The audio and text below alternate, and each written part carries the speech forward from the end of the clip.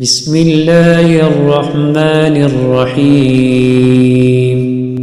عم يتساءلون عن النبأ العظيم الذي هم فيه مختلفون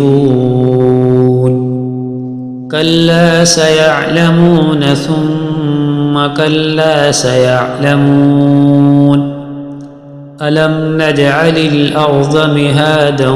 والجبال أوتادا وخلقناكم أزواجا وجعلنا نومكم سباتا وجعلنا الليل لباسا وجعلنا النهار معاشا وبنينا فوقكم سبعا شدادا وجعلنا سراجا وهاجا وأنزلنا من المعصرات ماء ثجاجا لنخرج به حبا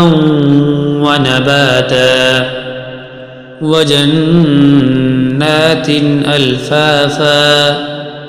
إن يوم الفصل كان ميقاتا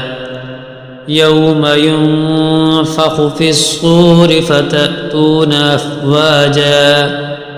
وفتحت السماء فكانت أبوابا وسيرت الجبال فكانت سرابا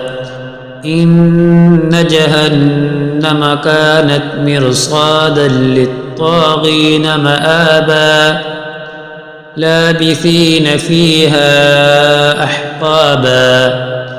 لا يذوقون فيها بردا ولا شرابا إلا حميما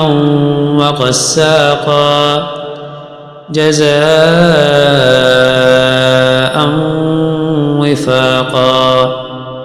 إنهم كانوا لا يرجون حسابا وكذبوا بآياتنا كذابا وكل شيء أحصيناه كتابا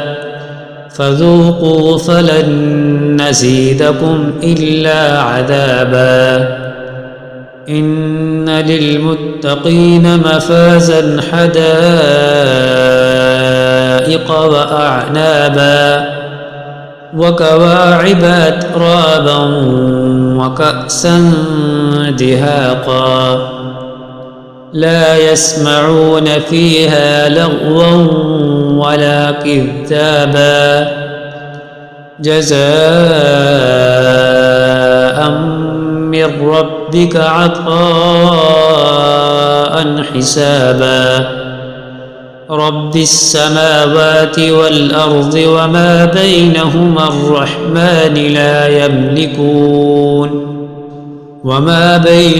الرحمن لا يملكون منه خطابا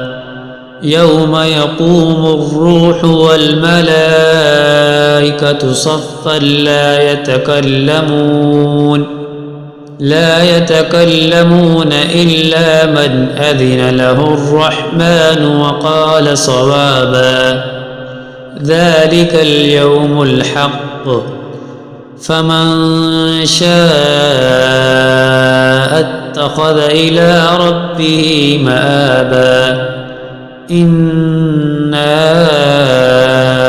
أنذرناكم عذابا قريبا يوم ينظر المرء ما قدمت يداه ويقول الكافر يا ليتني كنت ترابا